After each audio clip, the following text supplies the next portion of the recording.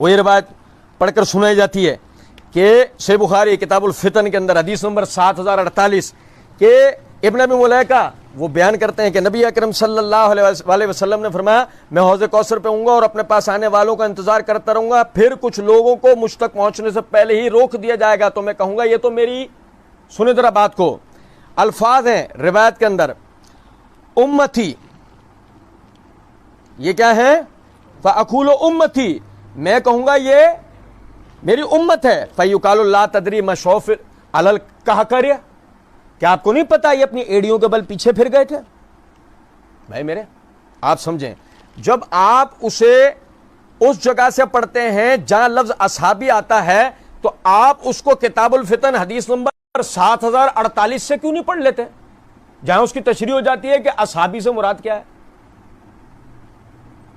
ابھی ہم نے پڑھا نا، یہ لفظ بطور انتصاب بھی استعمال ہوتا ہے، اصحاب الجنہ جنت والے، اصحاب الجحیم، اصحاب الکہف و رقیم، بھائی میرے تو اصحاب الاسلام کے معنی کیا ہے؟ اب اس میں سے اسلام ہٹا دو، لفظ کیا بچا؟ اصحاب، سمجھو تو اصحاب سے مراد یہ امت ہی تھا جو کہ دوسری حدیث نے تشریح کرتی تھی، لیکن مسئلہ سارا یہ ہے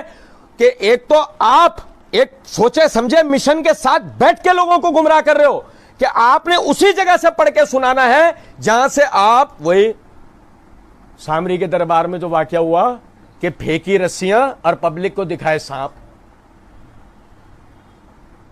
بھائی میرے پھینکی رسیاں اور پبلک کو دکھائے سانپ، مسئلہ تو پبلک کا ہے نا، رسیاں دیکھ کے جو رسیاں ہیں انہیں سانپ سمجھ کے گمراہ ہو رہے ہیں، بھائی میرے بالکل اسی طریقے سے آپ سمجھو ذرا اس بات کو، اصحابی کا لفظ دیکھ لیا، ٹھیک ہے، شعور نام کی کوئی چیز دنیا میں ہوتی ہے، آدمی خود تحقیق نہیں کر سکتا، خود پڑھ نہیں سکتا، کوئی مسئلہ نہیں ہے، علماء سے تو پوچھ سکتا ہے کہ حضرت یہ آج ہم نے وہ ایسا سنا، وہ اس نے بتایا، کہہ رہا ہے انٹرنیشنل نمبرنگ دے رہا ہوں، یہ اور نہیں سنو، یہ نہیں آج کل جادو کی چھڑی آئی ہے انٹرنیشنل نمبرنگ، تو پتہ نہیں کہ یہ کون سی بلا ہے انٹرنیشنل نمبرنگ، اسلام 360، ہاں یار حدیث تو وہی ہے، صحیح کہہ رہے ہیں انجینئر صاحب، اب وہ انجینئر صاحب اور یہ 360 مسئلہ اس کا نہیں ہے، مسئلہ تمہارا ہے کہ جب تم اس کو سمجھ نہیں سکے، اصحاب کا لفظ کے ترجمہ کرنے والے نے بھی ترجمہ نہیں کیا، دیکھو کمال تو دیکھو نا آپ کہ وہ دوسری تمام احادیث کو سامنے رکھ کر ترجمہ کرتا، لیکن اس نے نہیں کیا، پہلے اس نے کرا اور پھر وہ جو مشن والا ہے انجینئر اس نے اسی مکھی پہ مکھی ماری، پیچھے بیٹھے والوں نے آنکھوں پہ پٹی باندھی، کولو کے بیل کی طرح پیچھے پیچھے۔ پھر آگے دیکھیں سمجھیں، اب کون نہیں جانتا ہے میرے بھائی کون نہیں جانتا عبداللہ بن ابی بن سلول، کون نہیں جانتا کہ ہجرت کے تیسرے چوتھے سال میں ہی یہ لوگوں کے آگے نمایاں ہو چکا تھا کہ یہ کیا ہے؟ دیکھو آپ نے کتنی آرام سے بول دیا، سب نے بول دیا نا، میں دہراتا ہوں اپنے جملے کو، دیکھو ایک ایک بات میری یوں جوڑ کر چلو، آپ کو ساری بات سمجھ میں آ جائے گی۔ عبداللہ بن ابی بن سلول کون نہیں جانتا ہے کہ ہجرت کے دوسرے تیسرے سال میں ہی اس کا نفاق سب کے آگے کھل کر، دو وجوہات ہیں، ایک اللہ رب العزت وحی کے ذریعے محمد الرسول اللہ صلی اللہ علیہ وسلم کو منافقین سے خبردار کرتا ہے، بھائی میرے، اور دوسرا منافقین اپنی صفات سے پہچانے جاتے ہیں۔ زیادہ نہیں، میں ایک مثال سے آپ کو بتاتا ہوں، مشہور روایت ہے آپ نے سن رکھی ہے، تجدید مسئلہ کے طور پہ بتا رہا ہوں کہ نبی صلی اللہ علیہ وسلم نے فرمایا کہ فجر اور عشاء سے زیادہ منافقین پر کوئی نماز بھاری نہیں ہے، یعنی کہ منافق آپ کو ظہر پڑھتا ہوا، عصر پڑھتا ہوا، مغرب پڑھتا ہوا نظر آئے گا، موت آئے گی فجر اور عشاء پڑھنے میں، بھائی میرے یہ ایک شناخت ہے، ضروری نہیں ہے کہ فجر عشاء نہیں پڑھ رہا باقی سارے کام کر رہا ہم اس کو منافق کہہ، نہیں، یہ بھی ایک نشانی ہے کہ منافق یہ بھی ایک کام کرتا ہے، آپ میری بات سمجھ رہے ہیں؟ اب دیکھیں غور طلب نقطہ ہے، منافقین ان کا پردہ چاک اللہ کرتا ہے، منافقین وہ صفات جو اللہ اور اس کے رسول نے بتائی ہیں وہ اس سے پہچانے جاتے ہیں کہ یہ کون ہے، عبداللہ بن ابی بن سلول کے نفاق میں کسی قسم کا کوئی اختلاف ہے؟ آج تک اس امت میں مرزا بہت گرا پڑا ہے، مرزا سے گرے پڑے لوگوں میں سے کسی نے آج تک عبداللہ بن ابی کے لیے صحابی کا لفظ استعمال کیا ہے؟ وہ کالے والے جو اپنے منبروں پہ اچھل رہے ہوتے ہیں، ان میں سے بھی کسی نے آج تک عبداللہ بن ابی کے لیے صحابی کا لفظ استعمال کیا ہے؟ نہیں کیا۔ لیکن ذرا سنیں ذرا بات کو میرے بھائی، میرے ہاتھ میں صحیح بخاری ہے، یہ صحیح بخاری کتاب تفسیر القرآن کے اندر امام بخاری رحمۃ اللہ علیہ یہ سورہ توبہ کی تفسیر کے اندر روایت لے کر آئے، مشہور روایت ہے، بچہ بچہ ہمارا جانتا ہوتا ہے، سمجھیں۔ جابر بن عبداللہ رضی اللہ تعالیٰ عنہ فرماتے ہیں کہ نبی صلی اللہ علیہ وسلم مدینہ تشریف لائے تو شروع میں انصار کی تعداد زیادہ تھی، لیکن بعد میں مہاجرین زیادہ ہو گئے تھے۔ عبداللہ بن ابی نے کہا اچھا اب نوبت یہاں تک پہنچ گئی ہے، اللہ کی قسم مدینہ واپس پہنچنے کے بعد ہم عزت والے ان ذلیلوں کو یہاں سے نکال دیں گے، نعوذ باللہ من ذالک۔ ہم عزت والے یعنی مدینہ کے رہائشی، ان ذلیلوں کو مراد مہاجرین، نعوذ باللہ مکے سے آنے والے صحابہ، ہم عزت والے ان ذلیلوں کو ایسے نکال دیں گے۔ عمر بن الخطاب رضی اللہ تعالیٰ عنہ کو جب اس بات کا پتہ لگا تو آپ نبی صلی اللہ علیہ وسلم سے مخاطب ہو کر کہتے ہیں یا رسول اللہ دینی، یا رسول اللہ، اللہ کے رسول حکم کیجئے مجھے، اضرب عنق ھذل منافق، مجھے حکم دے میں اس منافق کی گردن،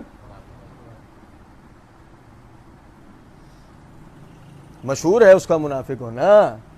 اور بھائی میرے عمر نام نہیں لے رہے، مجھے حکم دے میں عبداللہ بن ابی کی گردن اڑا دوں، نہیں،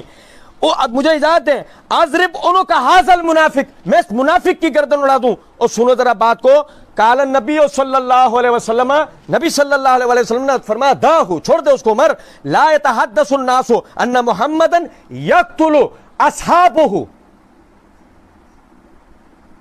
لوگ کہیں گے محمد اپنے صحابہ کو قتل کروا دیتا ہے۔ لوگ نبی کے ساتھ والوں کو اگر کسی نام سے جانتے ہیں تو وہ نام کیا ہے، اور وہ منافق اور صحابہ کی تمیز کو اچھی طریقے سے جانتے تھے۔ یہ جو لفظ ہے یہ ساتھ دینے کے معنوں میں استعمال ہوتا ہے، باہر والا نہیں جانتا کہ عبداللہ بن ابی منافق ہے، ہم آپ سب جانتے ہیں کہ یہ کون ہے، منافق ہے، لیکن اگر تو اس کو قتل کرتا ہے تو عام لوگوں کی نظر کے اندر تو نے کس کو قتل کیا ہے، رسول کے صحابی کو۔ بات سمجھ گئے؟ جو آدمی جس چیز سے انتصاب کرتا ہے اس انتصاب کے نتیجے میں اس کے لیے لفظ بول دیا جاتا ہے۔ اب یہ دیکھیں میرے ہاتھ میں صحیح بخاری، یہ صحیح مسلم ہے، یہ صحیح مسلم کتاب الطہارت کے اندر امام نووی نے باب قائم کیا، باب استحباب اطالۃ الغرۃ والتاجل فی الوضوء، اعضاء وضو کو چمکانے کے لیے مقررہ حد سے زیادہ دہنے کا استحباب۔ اس کے تحت حدیث نمبر 490 ہے، ابو ہریرہ رضی اللہ تعالیٰ عنہ فرماتے ہیں کہ رسول اللہ صلی اللہ علیہ وسلم نے فرمایا، میرے بھائی فیصلہ کن بات بتا رہا ہوں آپ کو، توجہ کریں، رسول اللہ صلی اللہ علیہ وسلم نے فرمایا کہ ترد علی امت الحوضہ، میری امت کو میرے حوض پر لایا جائے گا، میری امت کو میرے حوض پر لایا جائے گا۔ اور فرمایا کہ اس وقت میں یعنی لوگوں کو میرے حوض سے یعنی ایک شخص روک رہا ہوگا جیسے کوئی شخص اپنے یعنی حوض سے پرائے اونٹوں کو دور کر رہا ہوتا ہے، یعنی ہانک رہا ہوگا اس وہ ہجوم کی وجہ سے۔ صحابہ کرام نے پوچھا اے اللہ کے نبی صلی اللہ علیہ وسلم، آپ ہم کو پہچان لیں گے؟ اور میرے بھائی یار سنو ذرا بات، آپ ہم کو پہچان لیں گے؟ سمجھو، میں نام لوں گا، یہ یہاں لانا اپنے دماغوں میں، سنو، ابو بکر، عمر، عثمان، معاویہ، سعد بن ابی وقاص، ابو عبیدہ بن جراح، ابو موسیٰ اشعری، بھائی میرے، معاذ بن جبل، عبداللہ بن عمر، عبداللہ بن زبیر، اور اب اس کے بعد علی، حسن، حسین۔ اور بھائی سمجھو،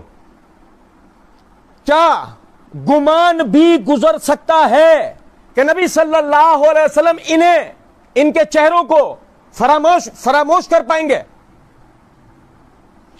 میں نے کیا کہا؟ دو چیزوں کی ضرورت ہے، توجہ کرنے کی، عقل کا صحیح استعمال کرنے کی۔ ابو بکر، عمر، عثمان، سعد بن ابی وقاص، ابو عبیدہ بن جراح، زید بن ثابت، بھائی میرے، عبداللہ بن مسعود، معاذ بن جبل، معاویہ، برا نہ لگ جائے تو معاویہ، اور بھائی میرے، کیا یہ گمان گزر سکتا ہے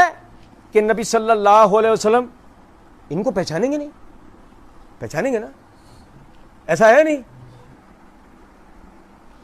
اللہ کے رسول، کیا آپ ہم کو پہچان لیں گے؟ تو صاف بات ہے نا،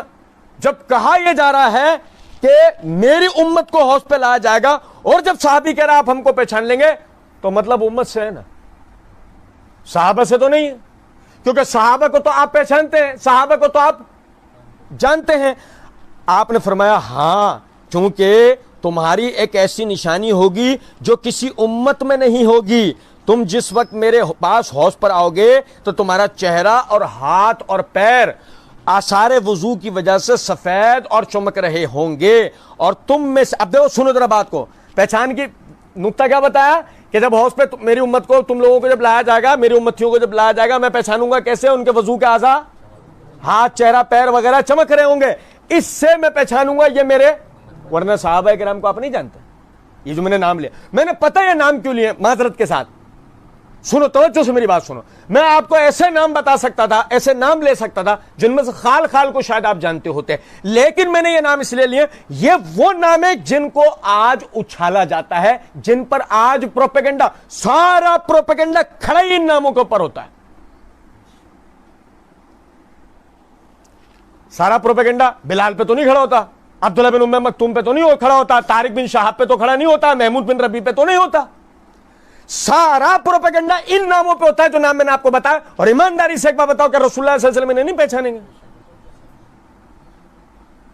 پازیٹیوٹی کے ساتھ ہو، نیگیٹیوٹی کے ساتھ ہو، مثبت اعتبار سے ہو، منفی اعتبار سے ہو، کسی بھی طرح ہو، آپ وہ جھوٹی من گھڑت روایتیں سنو جس میں آپ معاویہ کی مذمت ثابت کرو، بنو امیہ کی مذمت ثابت کرو، وہ تو آئے گا وقت انشاءاللہ، وہ اللہ نے توفیق دے ہم ان روایتوں کو بھی دیکھیں گے، لیکن میں صرف بتانا کیا چاہ رہا ہوں آپ سمجھیں۔ ارے بھائی، آپ نے تو ان کے نام سے وہ جھوٹی روایتیں سنا رکھی ہیں کہ نام لے لے کے کہا تیرا بیٹا میرے نمازوں کو شہید کرے گا، تو فلاں، بنو امیہ ایسے، وہ ایسے، اور یہی کل قیامت کے دن پہنچے، انہیں پہچانیں گے نہیں؟ لیکن رسیاں سانپ نہیں بننی چاہیے، مسئلہ سارا ہے یہ، رسیاں ہی دکھ رہی ہونا تو ساری بات سمجھ میں آ سکتی ہے، کیا جادو ہے، کیا معجزہ ہے۔